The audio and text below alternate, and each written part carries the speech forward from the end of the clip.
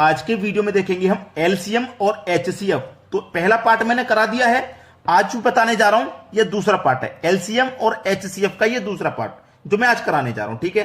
तो पहला पार्ट जिन बच्चों ने नहीं देखा ध्यान से देख लें, और इस वीडियो के डिस्क्रिप्शन में मैं पहले पार्ट का जो लिंक है वो दे दूंगा, ठीक है। पहले पार्ट का लिंक जरूर देख लें ताकि आपको कोई दिक्कत नहीं आए।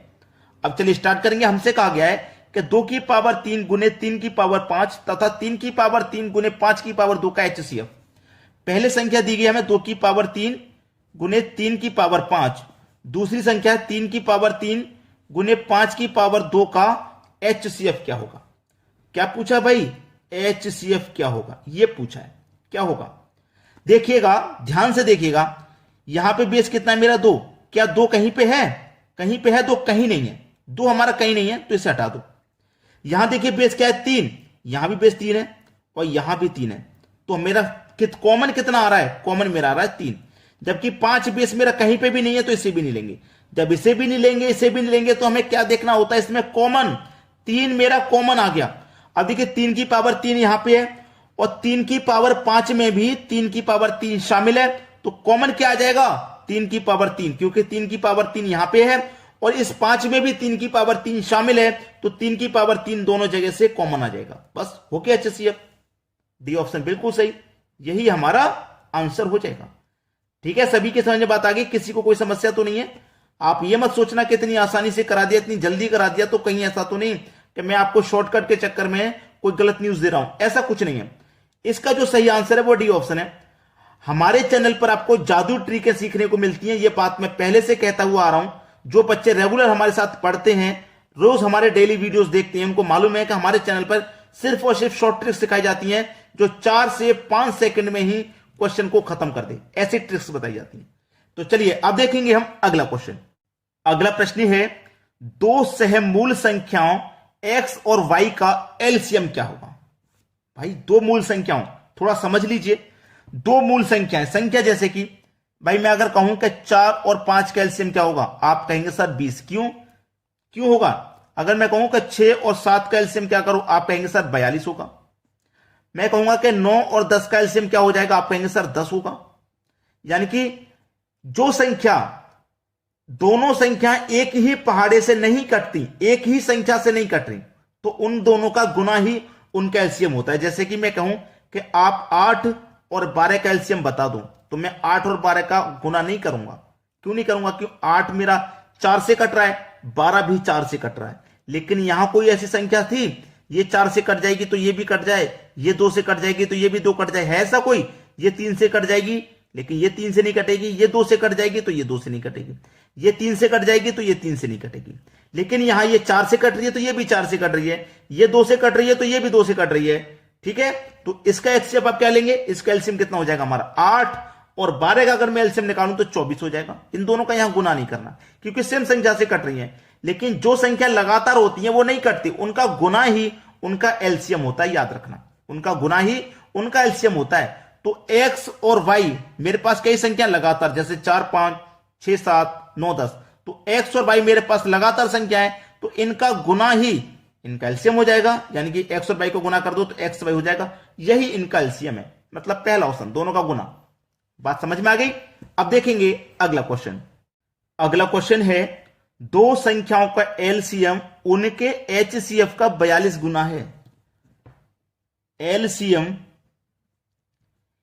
एचसीएफ का 42 गुना है। यानी कि एचसीएफ अगर हमारा 1 होगा तो एलसीएम 42 गुना कहा गया है, तो एलसीएम 42 हो जाएगा।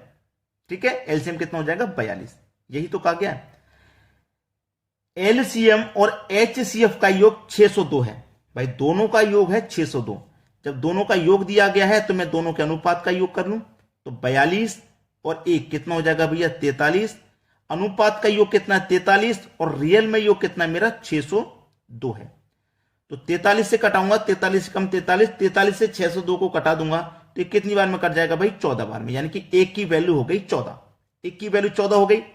अब 14 का गुना मैं 1 से कर दूं, इधर कर लेते हैं, इधर मैं लिख भी लेता हूं एलसीएम और एचसीएफ।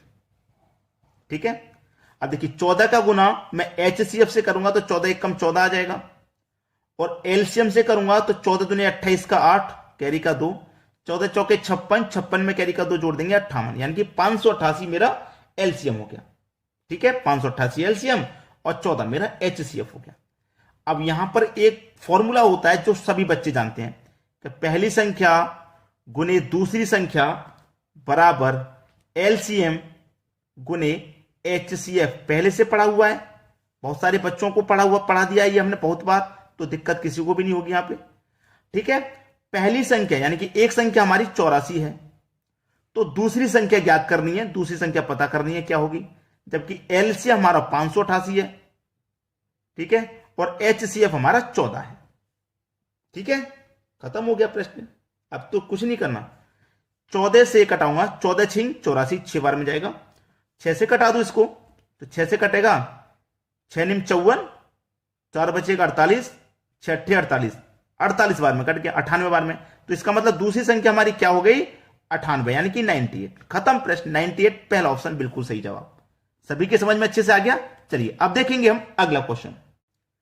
अगला प्रश्न है 300 और 500 के बीच की संख्या बताएं तो 8, 6, 8, 10 और 12 से पूर्ण रूप से विभाजित हो।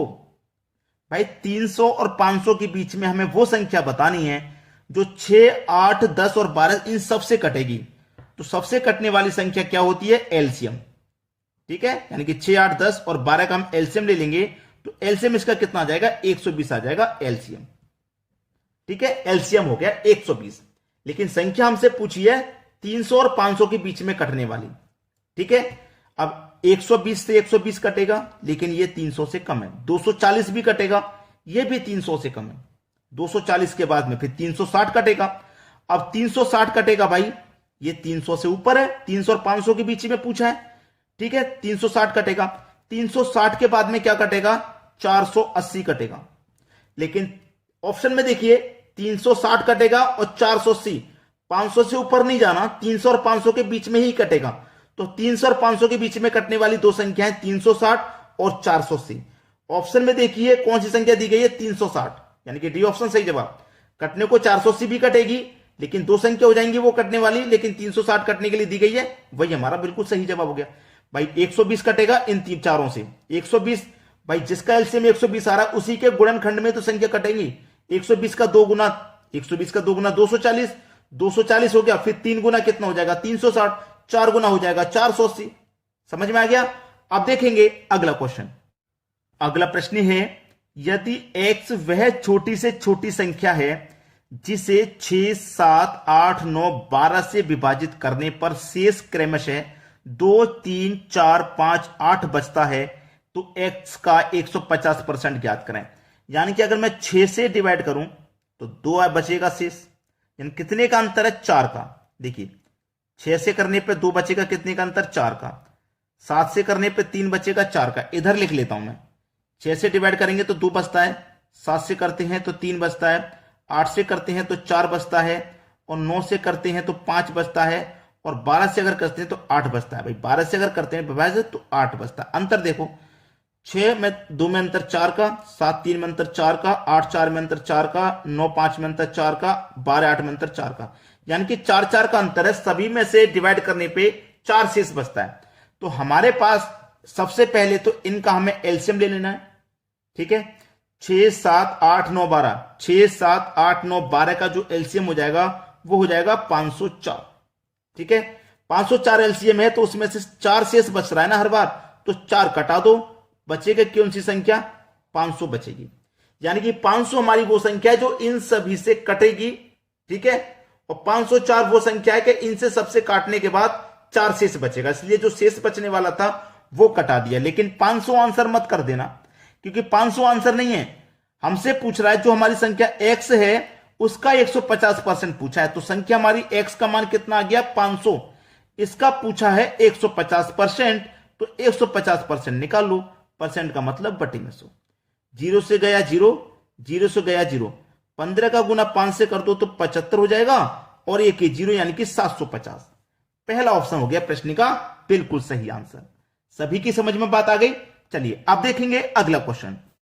अगला क्वेश्चन है 2x² + 5x - का 12 और x² + x - 12 का HCF x + a है, तो ए का मान ज्ञात करें। भाई ये प्रश्न मैं आपको होमवर्क के लिए दूंगा क्योंकि बेसिक क्वेश्चन है। बेसिक का मतलब क्या है भाई, इसमें भाई बेसिक क्वेश्चन है, गुणनखंडी तो कर रहे हैं, ऐसा कुछ अलग से पूछा थोड़ी ना है, बस केवल गुणनखंड ही तो कर देने हैं, ए का मान बता देना है। तो इस प्रश्न को तो मैं होमवर्क के लिए दे ही सकता हूं। क्लियर। चलिए आप जब इस प्रश्न को करने की कोशिश करेंगे और जब आपका आंसर आएगा या नहीं आएगा, आप डाउट में रहेंगे, तो मैं आपको बता दूंगा इसका जो सही जवाब है +4 आएगा सही जवाब।